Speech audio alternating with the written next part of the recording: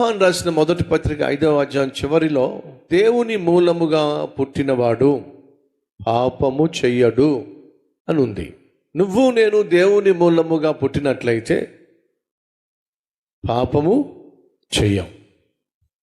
అది ఇంగ్లీష్ బైబుల్లో ఏముందయా అంటే, దేవుని మూలముగా పుట్టినవాడు అలవాటు ప్రకారము పాపము చెయ్యడం. అలవాటు ప్రకారం అంటే, అలవాటు అంటే అర్థం ఏమిటి? ఆపలేని దాన్ని అలవాటు అంటారు. సిగరెట్లు కాల్చడం వాడికి అలవాటు అనుకోండి, దాన్ని ఆపలేడు. తాగడం వాడికి అలవాటు అనుకోండి, దాన్ని ఆపలేడు. అనగా ఏదైతే హద్దు లేకుండా అదుపు లేకుండా నువ్వు చేస్తున్నావో దానికి నువ్వు అలవాటు పడిపోయావు. బైబిల్ సెలవిస్తుంది, దేవుని మూలముగా పుట్టినవాడు తాను అదుపు చేయలేని పాపము చెయ్యడు. అది అర్థం. ఈరోజు మీరు ఎంతమంది ధైర్యంగా చెప్పగలరు, నేను దేవుని మూలముగా జన్మించాను? ఒకవేళ నువ్వు చెప్పగలుగుతున్నట్లయితే సంతోషం. నేను దేవుని మూలముగా పుట్టిన వాడిని నువ్వు అంటున్నట్లయితే నీలో ఉండే ఒక సాధారణమైన లక్షణం ఏంటి తెలుసా?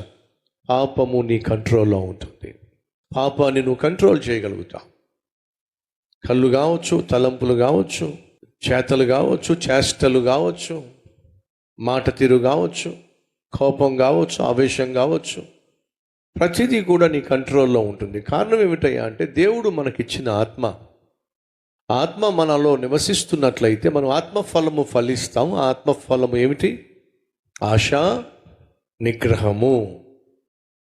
అంటే సెల్ఫ్ కంట్రోల్. అంటే దేన్నైనా కూడా నువ్వు కంట్రోల్ చేయగలవు.